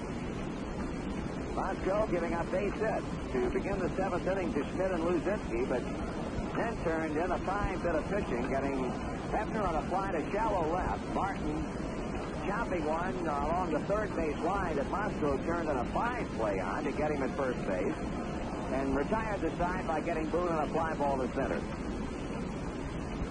Jerry Crawford out inspecting the baseball Moscow's playing with. And now Sizemore slides in to kick off the eighth inning for the Phillies.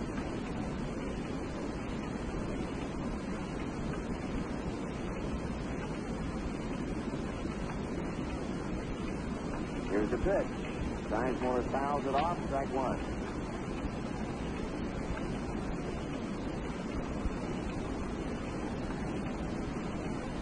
Got Bud Harrelson on deck to bat for Raleigh Eastwood. No balls and one strike to count on Sizemore, a .224 batter. He bunts third base side, but the ball trickles foul. With only 4 hits in the game, Jeff feels like maybe try and drop one down here and see what happens, but that one goes foul, and he falls behind at 0-2.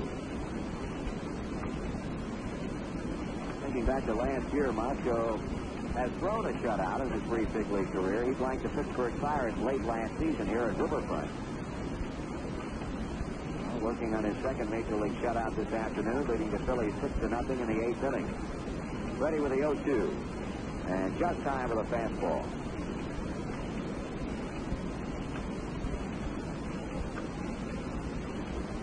Sizemore swings and pulls it foul down the left field line.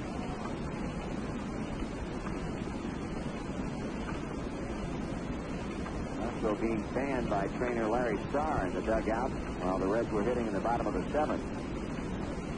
Cooling him off a bit before going back out on the mound. Curveball is in the dirt, 2-2.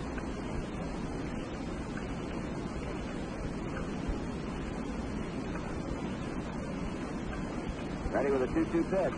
Sizemore takes just low, and the count goes full. That broke a 3-game losing streak by winning 2-1 in the second game last night, and now try to make it 2 straight over the Phils with a wrap-up coming tomorrow afternoon here. Sizemore bounces to third. Knight charges. He's got it even with the back. Plenty of time, and makes a good throw to Greason. One down.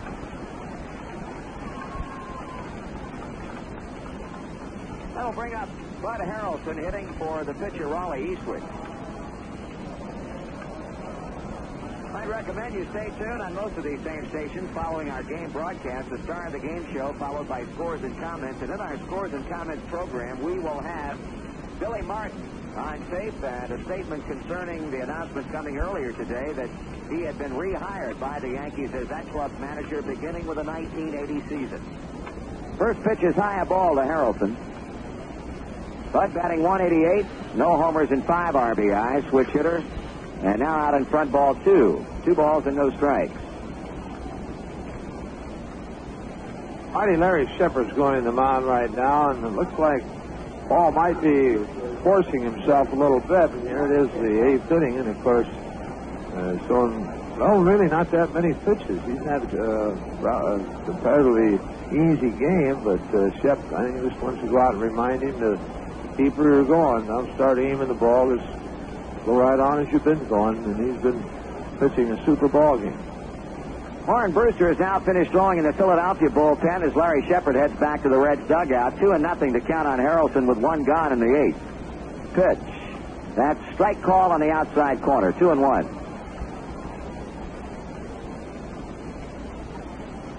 Phillies had 2 hits in the second and 2 hits in the 7th.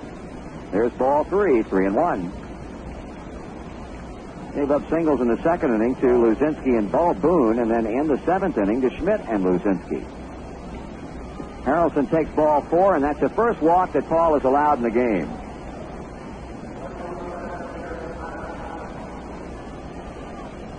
Gary Maddox, the leadoff batter. He has struck out, fly to center, and lined out to shortstop. He had a wicked smash to Concepcion's glove side in the 6th inning. Davey made a nice play on it. Swung on and a looper into center field. That drops for a base hit. Harrelson moving on to second. So the Phillies put 2 men on after the first man had been retired as pinch hitter Harrelson coaxes a walk and Maddox lines a soft single into shallow center field. Phillies with 5 hits. That brings up Larry Boa. He's 0 for 3.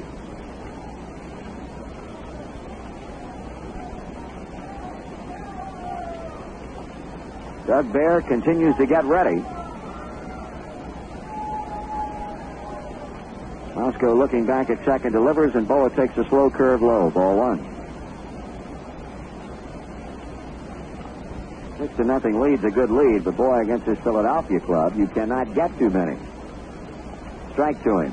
Saw him come up with 7 runs last night in the 4th inning of game number 1. And they can do it to you and do it to you in a hurry. Infield, a double play death. Knight playing shallow at third, and Moscow falls behind. Ball 2 and a strike. 2-1. Well, should Boa get on, don't be surprised to see Sparky Anderson go down and bring on Mike Schmidt. Or bring on Doug Bear to face Mike Schmidt. Here's a ground ball to second. Morgan looks to second. No play. Throws to Dreesen to get Boa as the 2 runners advance. Harrelson goes to third. Moving to second is Maddox on the softly hit ground ball. And now Mike Schmidt will be the batter with 2 down.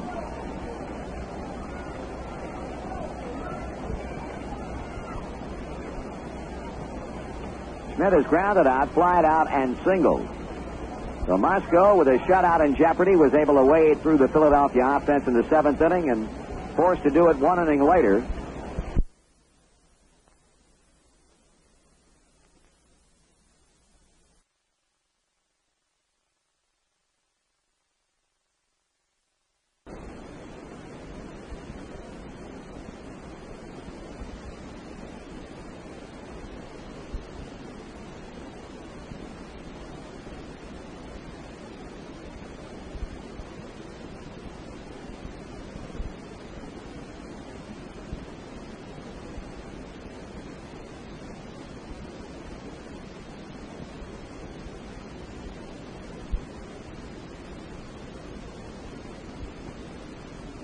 Back in the lineup now on an everyday basis after missing some 16 days because of a pulled hamstring muscle, returning to the Philadelphia lineup week before last when we were in Philadelphia. There's ball 3 upstairs. 3-0. At the National League home run leader standing in the on-deck circle in Greg Luzinski. And strike 1 called as Schmidt takes 2 quick steps up the first baseline, only to be called back by Jerry Crawford. And Moscow hanging in as he goes behind the mound. Goes to the rising bag, comes back on top. Schmidt, 3 balls and 1 strike with Harrelson at third, Maddox at second, and 2 outs. He pitches, and a fly ball hit well to right center. Griffey racing back. He got it on the line. The warning track. Ken Griffey robs Mike Schmidt of what would have been an extra base hit and a couple of runs. No runs in the 8th for the Phillies. A base hit and 2 left. After 7.5, the Reds lead Philadelphia 6-0. Now the Reds will be coming to bat for what they hope will be their final turn at the plate this afternoon as they face right-hander Warren Brewster. Raleigh Eastwick turning in 2 good innings of 1-hit shutout baseball. And now Brewster becomes the 4th pitcher as he makes his 33rd appearance, a record of 3-0 and a .216 earned run average. He'll be facing George Foster, Danny Dreesen, and Vic Corral here in the bottom of the 8th inning. Foster, of course, got the Reds off and winging in the 1st inning following a leadoff single by Pete Rose. He slammed a 2-out home run up into the Red seats in left field. And later added a double down the right field line and struck out in the 5th. Jim Lonborg started, went only an inning and a third. Jim Cott then pitched 3 2/3 innings, gave up 2 hits and a run, and then Eastwick with 2 innings and allowed 1 hit.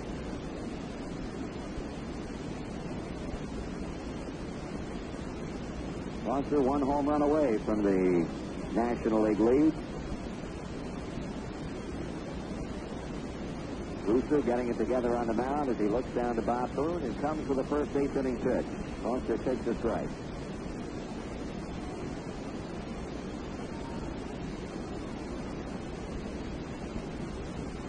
It's in the dirt outside. 1-1.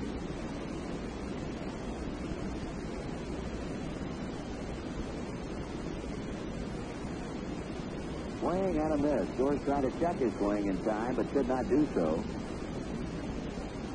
Brewster jumping out ahead. 1 ball and 2 strikes. Pitch. Swung on and hit off the bat handle to third. Schmidt up and throwing. 1 out.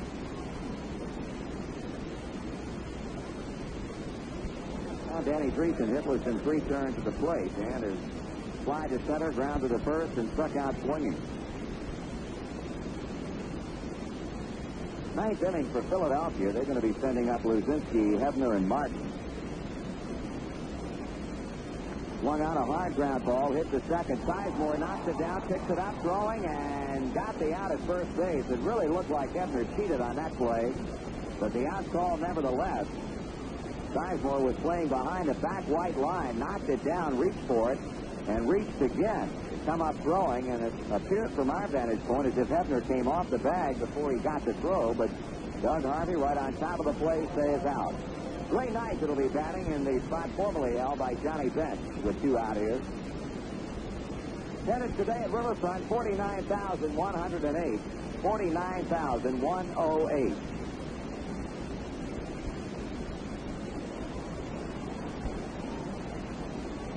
Ray Knight with 2 out.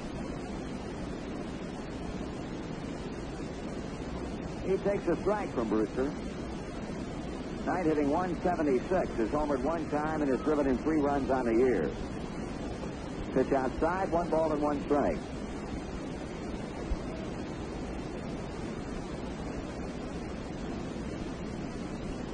Swing and a miss. Ray Knight with a count of 1 ball and 2 strikes, and Doug Bear has gone back to the bullpen to once again resume throwing.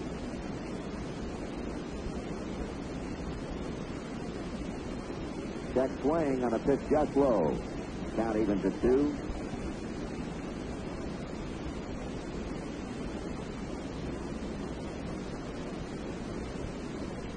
Swung out and a high bounce to the third. Back of the bag is Schmidt. Long throwing to Hebner, and that's all for Knight, and that's all for the Reds in the 8th inning. 3 up and 3 down. So we'll go to the 9th inning with a score: Cincinnati 6 and Philadelphia nothing. System Space Talk from Peachfoot Electronics at 2500 North Road. Peachfoot is the largest manufacturer of electronic chips. Not toys, but high-quality units that compare with the finest names. Peachfoot features a full line of audio components, the finest television to be found anywhere, full line of amateur radio equipment, plus equipment and instrumentation for the service, link, and line. Keynote systems, instrument amplifiers, and speaker systems, and automobile accessories from digital clocks to service test equipment. And for the boating ducks, Peachfoot carries radio telephones, fish spotters, direction finders, and depth sounders. Peachfoot at 2500 North Road.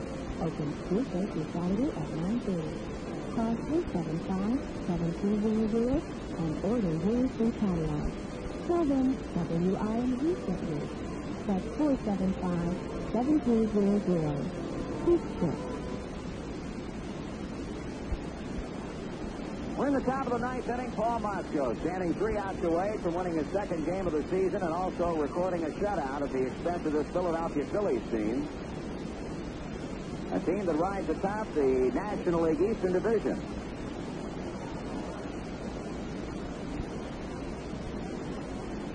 Philadelphia enjoys a 5-game lead over the Chicago Cubs and a 7-game advantage over the Pittsburgh Pirates. Joe was talking about it earlier today, the fact that the Pirates and the Phils have a lot of games remaining. Indeed, they do.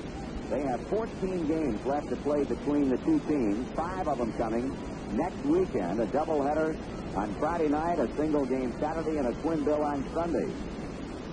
Here's Greg Luzinski as we begin the 9th inning. He takes the pitch inside from Paul for a ball.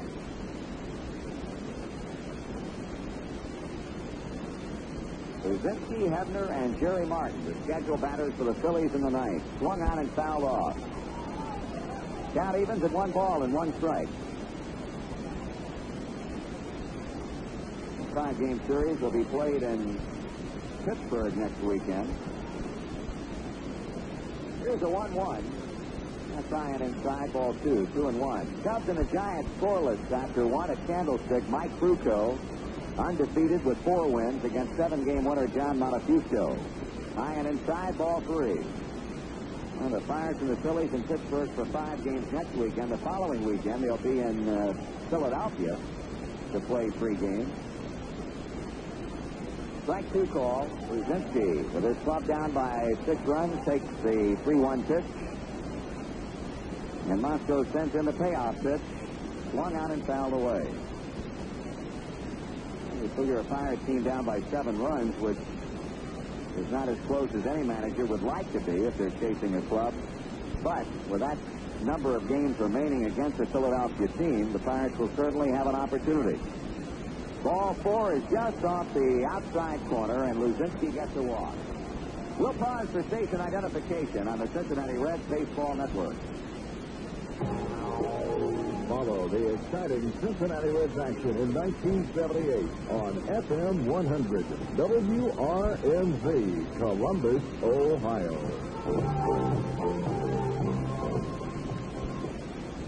Here's Richie Hebner. First pitch hitting, he fouls it off following the leadoff walk to Greg Luzinski.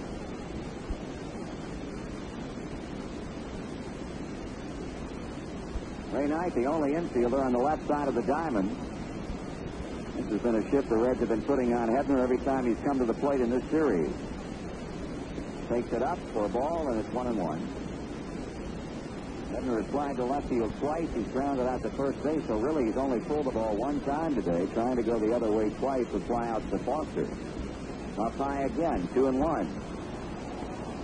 No question about it right now that Moscow might be going downhill a bit rapidly. He has fixed himself a 5-ball game and been in trouble the last couple of innings and has been able to get through it. Swung on and lined by Morgan into right center field. Luzinski goes to second base. He's going to hold there.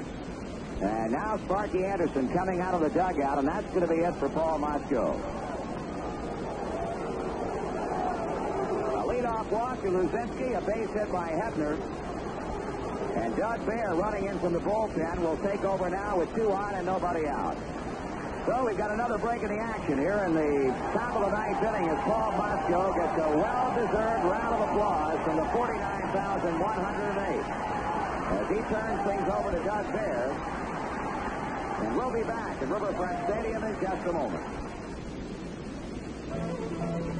I've got things on the machine. I'm always ready to cook. What a little change places anyone else, even if I could. I worked on every car, big and small, every kind of engine too. And there's one thing that applies to them all, whether they're old or new. You can't buy that plus for any kind of car in champion. You can't buy that plus no matter what you are in champion. Champion's number 1 in the world, and number 1 in your car. Some folks don't mind working in a big place, being part of a team. I prefer just me and that engine, nobody in between. You can't buy a better clothes for any kind of car than champion. You can't buy a better clothes no matter where you are than champion. Champion's number 1 in the world and number 1 in your car. No, you can't buy a better clothes for any kind of car than champion. You can't buy a better clothes no matter where you are than champion.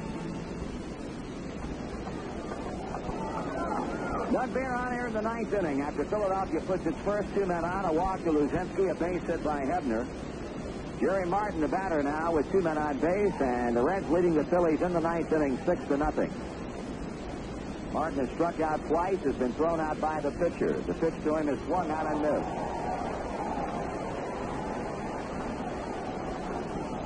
Jerry sitting on that fastball as he swings and misses on the first delivery. Bear comes back and is low to level the count at 1-1. Paul Moscow in the dugout after 8+ innings of work, giving up 6 hits and no runs up to this point. This one fouled off the end of the bat. Bob Boone is on deck, and 1-2, the count on Jerry Martin.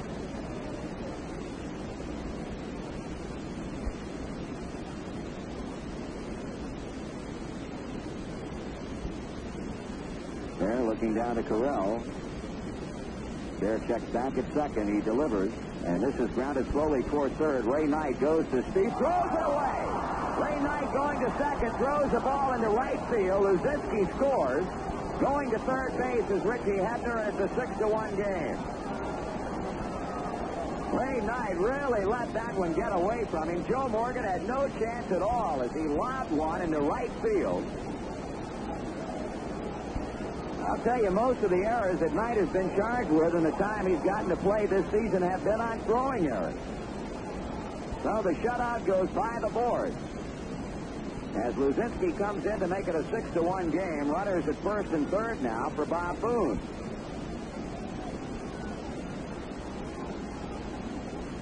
Boone takes the fastball up.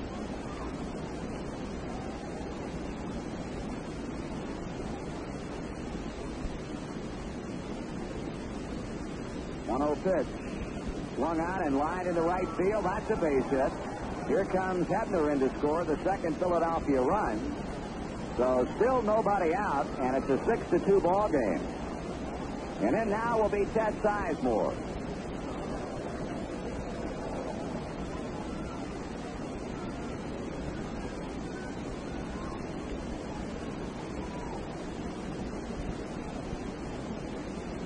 Bob Boone picking up his 42nd run batted in, and now Manny Sarmiento heads down to start loosening up. 2 runs across, nobody out. Philadelphia trying to battle back in the 9th inning, but still 4 runs down. Sizemore is 0 for 3. He bluffs the bunt and takes it high for a ball. Tim McCarver on deck to bat for Warren Brewster.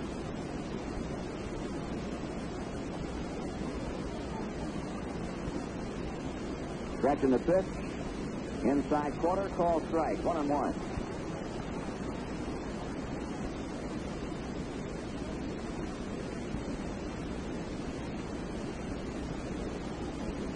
Runners at first and second. The infield looking for the ground ball as Bear stops to the belt, kicks and throws. Sizemore swings, fly ball, right field. Griffey racing toward the line, reaches up and makes the catch. Good play by Ken Griffey. That ball gets by and stays fair. It's extra bases, and he takes one away from Sizemore. So 1 gone. And Tim McCarver will come up as a Philadelphia pinch hitter.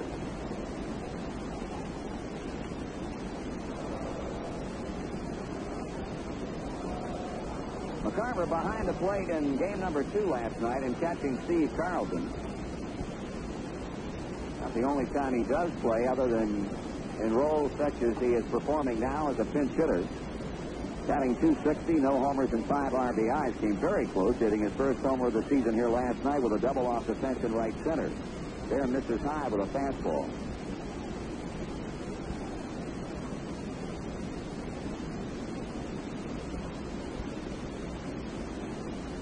That's the 1-0 pitch. Over for a strike.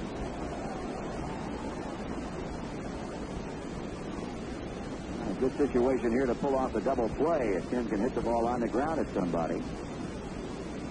Martin, the lead runner at second, Boone at first. That is swung on and foul at the plate. Count goes to a ball and 2 strikes. Phillies with 2 runs over here in the 9th, 1 out. Inning started with Luzinski drawing a walk. Hebner then singled to right center. Bear came on to face Jerry Martin, who grounded to Ray Knight at third. Knight threw the ball into right field with Luzinski scoring. Boone single, got Hebner across, and Sizemore has lined out to right. Now time called as McCarver steps away from the plate. Back in there. 1 ball, 2 strikes, Bear working. Ground ball by the mound. There's Morgan. He will tag out Boone, throw to first, not in time. It goes into the dugout and bounces off and comes back to Doug Bear along the first baseline. Morgan tagging Boone, but Boone put on the brake. Joe hoping to get a quick 4-3 double play and end the ball game, but Boone caused him problems by stopping. Joe had to go to him, and then his throw to first was wild and hit that wall in front of the Cincinnati dugout and bounced right back out to Doug Bear at the first base foul line. That'll be just a fielder's choice. As Jerry Martin goes to third base, Boone is out 4 unassisted, and McCarver now is at first with Gary Maddox in and 2 out. Ball 1 on a breaking pitch inside.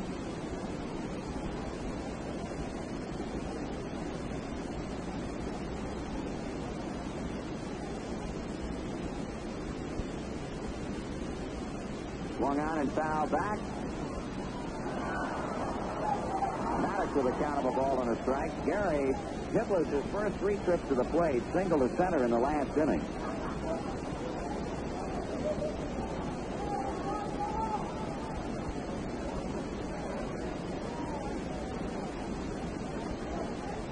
There, a 1-ball, 1-strike count. Runners on the corners, 2 men out. The pitch. Swing and a foul at the feet of Vic Durrell.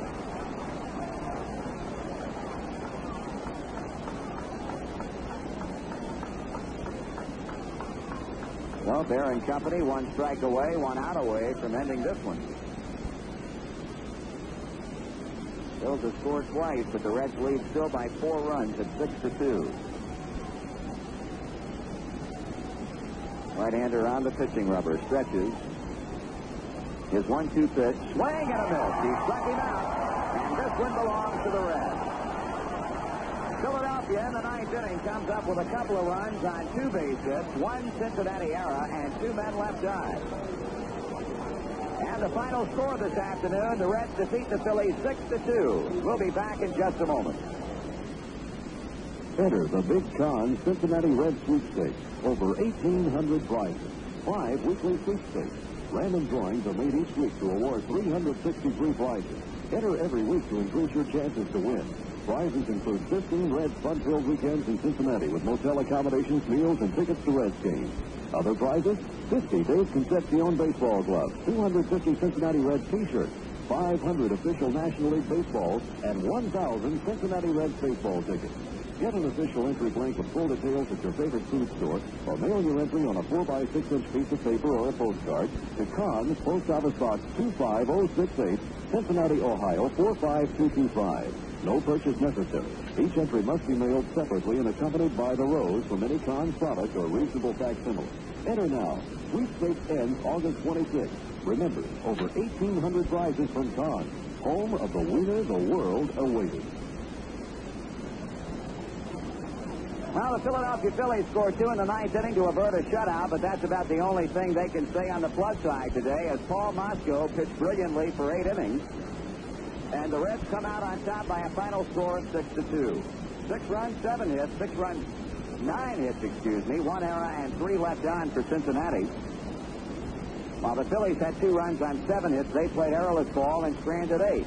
Of course, most of the damage came early for Cincinnati. Foster hit a 2-run homer in the first inning off loser Jim Lonborg, and Paul Mosco came up with a 3-run home run off Lonborg in the second. The Reds added what proved to be their final run in the third.